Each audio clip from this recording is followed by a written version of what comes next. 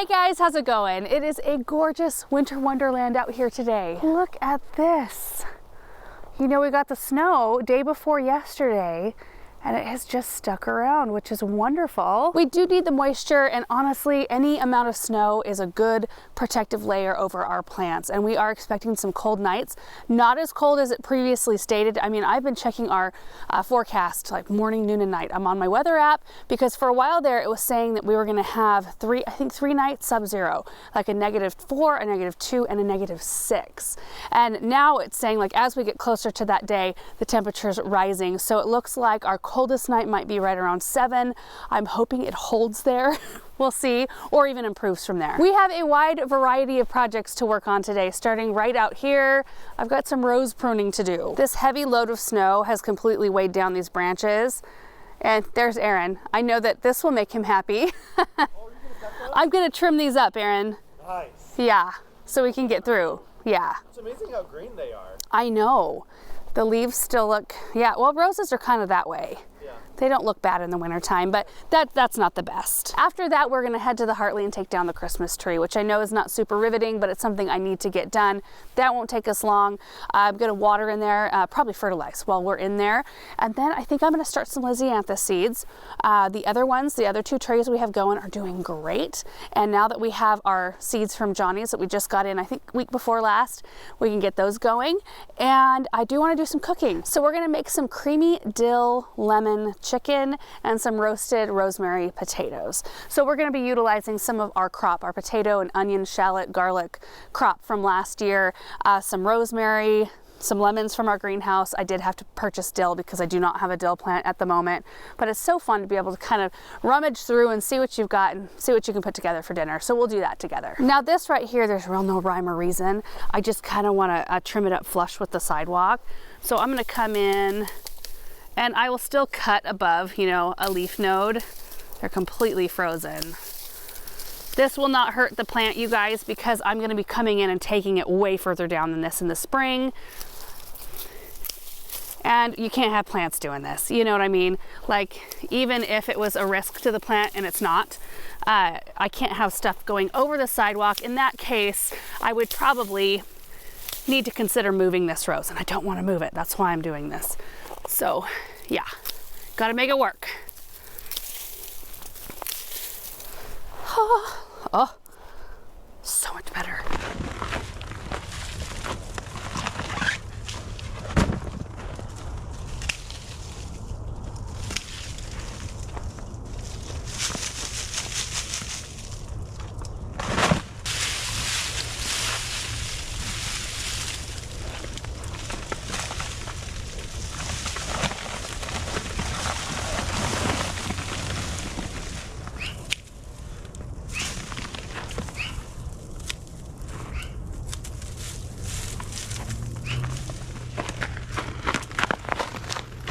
Oh yeah, so much better. Nobody's gonna be getting snagged by branches now. Kind of made a mess though. Okay.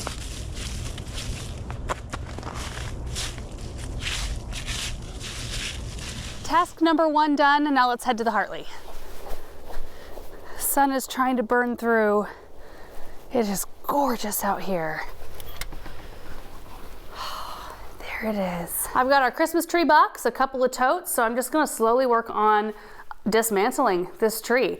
You know, I have loved keeping this a little bit more on the natural side. I mean, I know there's a lot of gold and glitter and that kind of thing, but in terms of like extra color, it's brought in on more natural looking things, birds, oranges, butterflies. And so I was not in a hurry at all to take this tree down. In fact, you could leave this up for a while. I could leave it up for the rest of January, but I've got a lot of plants going on in here, and I really would like to start, you know, organizing those and getting ready for spring in here, even though it looks like that outside. It's nice to be doing something somewhere warm though. I've got my coffee. It's 65 in here, which the mini split, our heating and cooling system in here, has been keeping up beautifully. That's the unit right there. I mean, it's kind of a large unit. We still need to have it like painted gray or something like that. It would disappear a little bit, but honestly, I just see it as being kind of a necessary thing. It does a pretty good job keeping it cool if we want it to in the summer as well. But our goal in installing that wasn't to keep it like interior type temperatures, especially in the summertime when it's 100+ degrees and the sun is beating down on this thing, because until the maple trees around it create some kind of shade, it just could swelter in here. So we run it just to take the edge off, and it does get really warm, but we open all the windows and it stays manageable. I do have another heater in here, this one right here, which is just a plug-in unit, and I wheel it right into the center. In fact, Paul just brought this in this morning. We haven't used it up until now, and I won't use it until those really cold nights. It just helps produce a little bit more heat on this side so that that mini split isn't having to try to push heat all the way over here. Also, if I sound a little stuffed up today, it's because I am. I think I caught what the kids had, because you know, when you have a 2-year-old who's sick, she sneezes and coughs directly in your face. So I knew it was inevitable, it was gonna happen. It was a rough weekend for me, but I'm feeling much better today, and I could not stand to stay in the house another day. So I had to get out here and do some stuff. I'm feeling much better today though. It just sounds like I don't. Okay, let's get it done.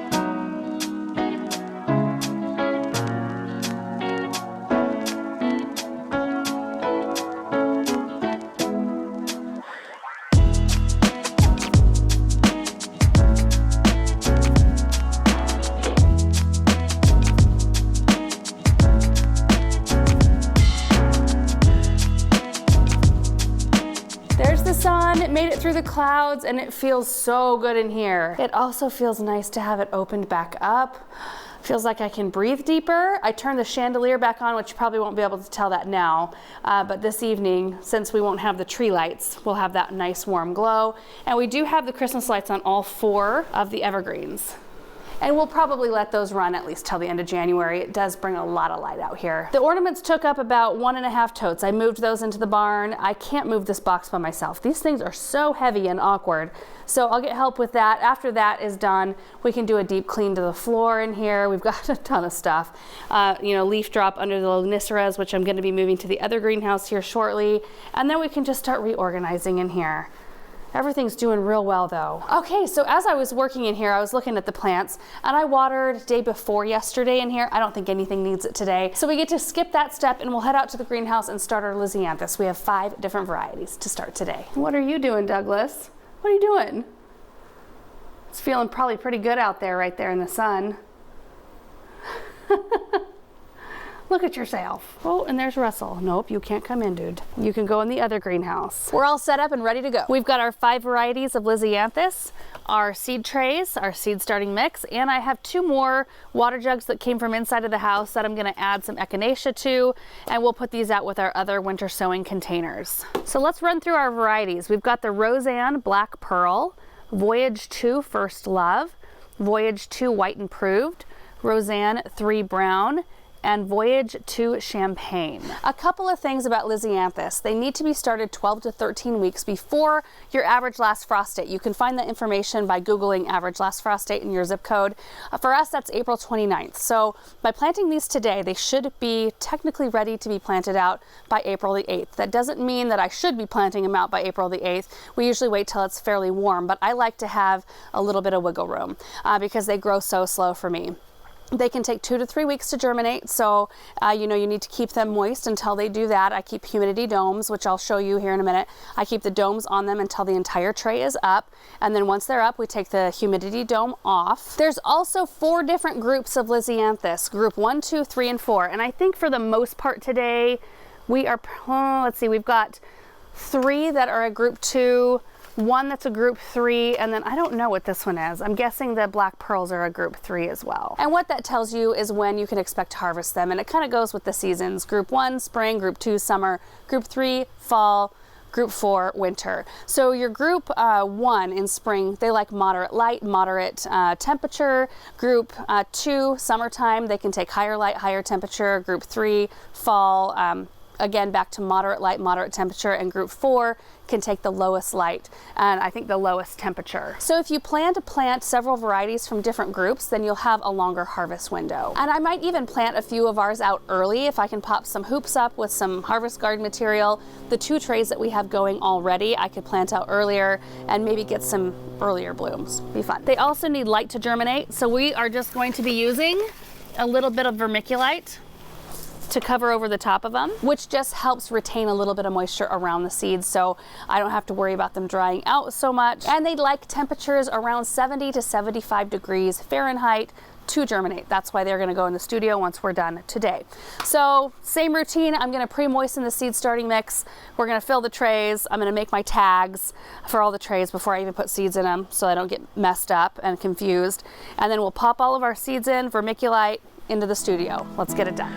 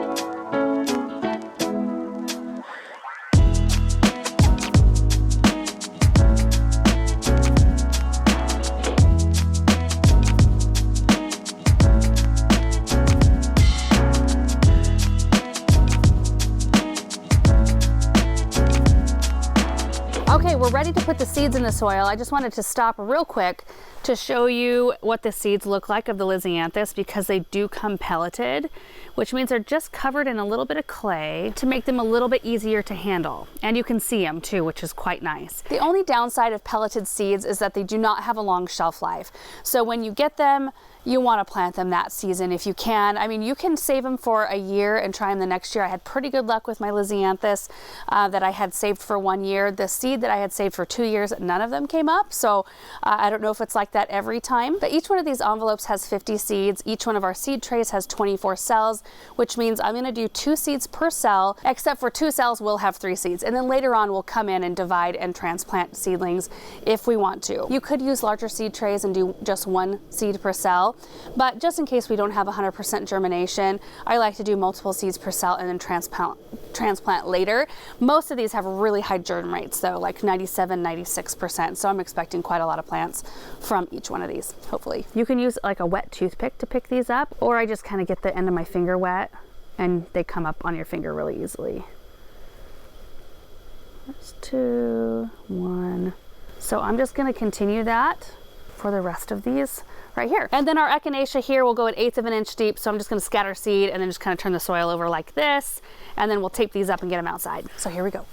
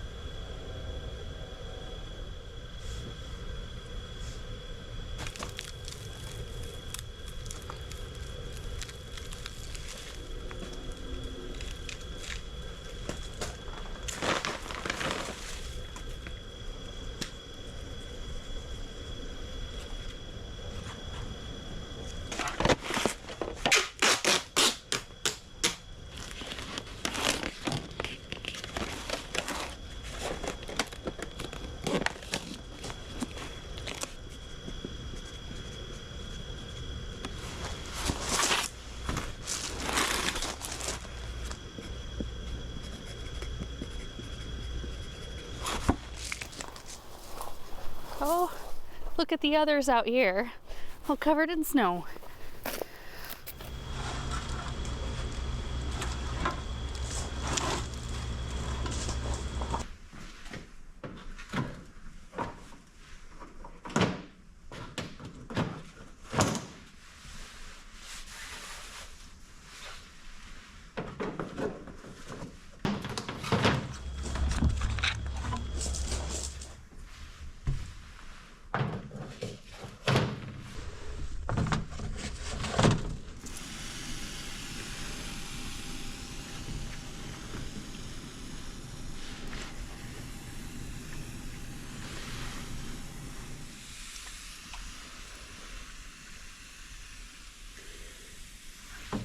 So now we wait the couple of weeks it takes for them to germinate.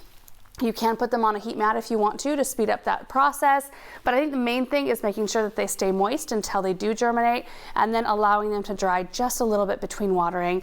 I need to pop a fan in here now that these are up and growing a little bit. We want some oscillating air in here to create really strong seedlings, and it helps with fungal issues and things like that. But the other thing I wanted to mention is that they are under grow lights, even the level that doesn't have any plants yet, because they do require light in order to germinate. So you want to expose those seeds to light. These lights go on for 16 hours a day. They're on a timer, and then they turn off for the night. So that's it for that part. So now we need to go get a basket, go to the root cellar, start gathering up stuff for our dinner. Okay. That looks good. 40 degrees, 51% humidity right now. It is full in here. Well, we do need a shallot, so I'm just gonna go ahead. This is a Pruning shallot right here. They're really long, they're huge. Grab that. And these are the Ed's red shallots right here. A little bit more like traditional shaped, I guess, but we'll use the Pruning, try that out. I want a candy onion, our fancy garlic box, right here, and potatoes, Huckleberry Golds in this one. Everything's storing really well right now. I've already got a few potatoes inside, so that's all I'm gonna grab. That's a good start right there. But you guys, the rest of these, like we've got some onions up here, but we've got dahlias. Tons and tons of dahlias in here.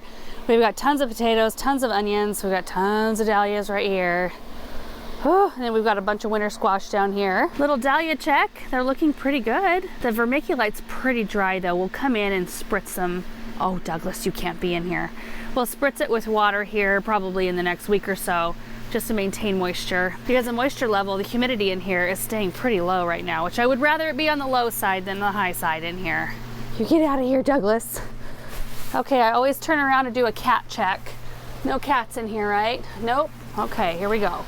So I do want to make rosemary potatoes. I'm going to grab some fresh, but I remembered that my sister-in-law for Christmas, she put us together a basket full of home canned things that she made this year. Tons of jams.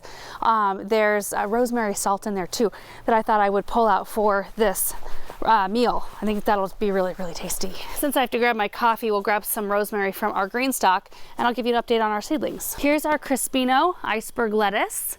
You can see we've got several seedlings coming up. And then this is our little windowsill planter full of radishes. And then we seeded this whole green stock garden, well, not the whole thing, whatever pockets were empty. We've got tons of seedlings, butter crunch lettuce, there's spinach in these levels. The carrots are taking a little bit of time to come up, but I am seeing some radishes down here. Some of our lettuce blends up here, right there, looking really good. And here's some rosemary. Perfect. Oh, we need lemons. There's one that's fallen off. Perfect. Isn't that great for the middle of winter? I love it.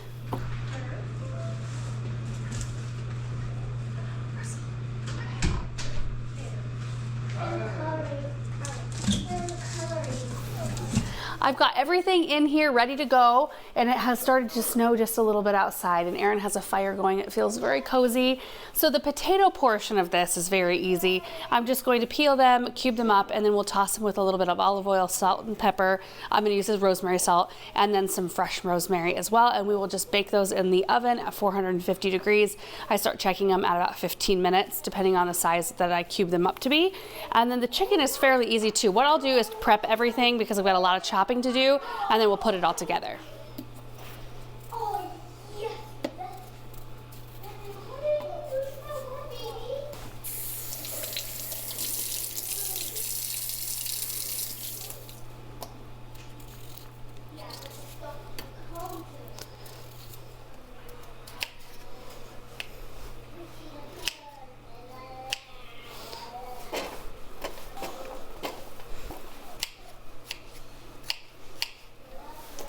That's beautiful, babe. Yeah. I like all the colors. Can you go draw our family? No. No? It has a lot of it. And it has a lot of pink on it. It has a lot of pink on it. I see. And probably just messed all of it. I see. Here. Yeah. You should go erase it and then draw a new picture and come show me. This is it. Oh, yeah. Ooh, messy. Olive oil. This is the rosemary salt right here. Oh, look at that. Smell it. It smells awesome.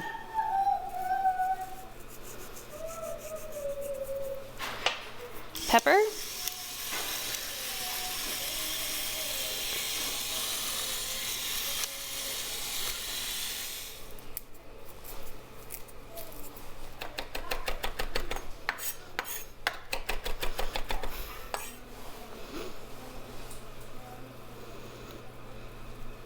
This one's for you. Daddy, daddy, daddy, daddy, daddy, daddy, daddy, daddy. Okay, babe. You can cut those up. Calls for 1 clove of garlic, so we are going to use 4.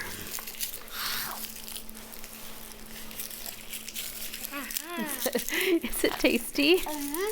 Yeah. Smell that. I don't like. Well, it probably smells very different from what you're working with there.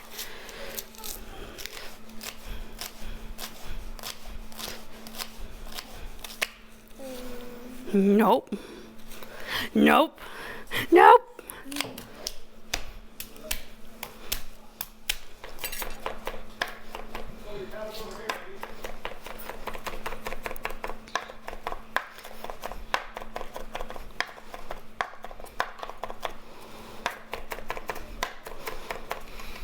Ooh. Oh, it smells good. Oh.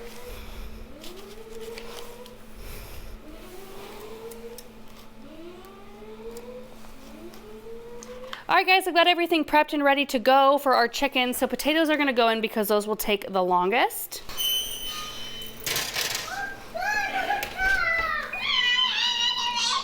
We're gonna check them at 15 minutes. There we go. What in the world? Ooh, that's dill. You should go have your daddy smell it. I don't know.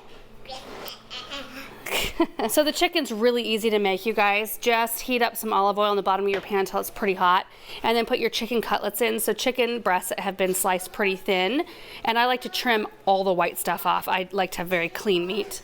Yeah, baby? Daddy doesn't care because he loves stuff. Does Daddy love the dill? Yeah. Yeah. He loves the dill. Nice. And Benjamin's setting up a war over there with his army men. Anyway, once the chicken has been browned in the oil, we'll take the chicken out and we'll pop in the garlic and shallot and let that kind of fry down a little bit. And then we'll add in a little bit of chicken broth, some heavy cream, dill, lemon, and we'll let that become like a little bit of a thick sauce. And then we'll put the chicken back in there and kind of stir it around, put some fresh dill on top, and that is it. It's pretty dang simple and it tastes so fresh.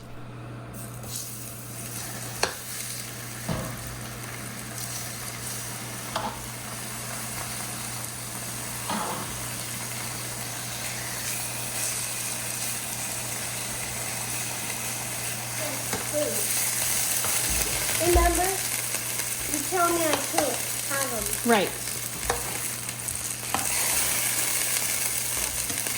So you told me thick and hot.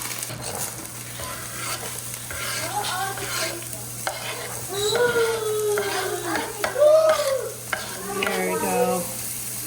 Cook down a little bit. That smells good. Half a cup of chicken broth. half a cup of heavy cream. Oh, yum.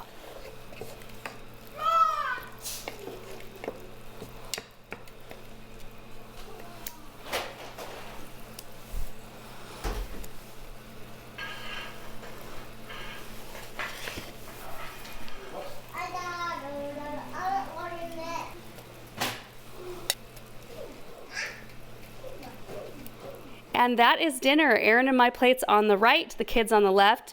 Instead of a full-on salad, I did cucumbers and strawberries for them and the chicken and potatoes. And then Aaron and I with our full salads, potatoes and chicken. I cannot wait. I only have one part of the family over here. Benjamin, where'd everybody else go? I don't know. Well, there's Daddy's. Let me get you your plate. Okay, there's your plate. Ooh. There you go. Daddy. How does it taste? That's good. Nice. Chicken is good. The potatoes are done like the right consistency. Yeah, they're right. Okay guys, we're gonna enjoy our dinner. Thank you so much for watching this video. I hope you enjoyed it and we will see you in the next one. Bye.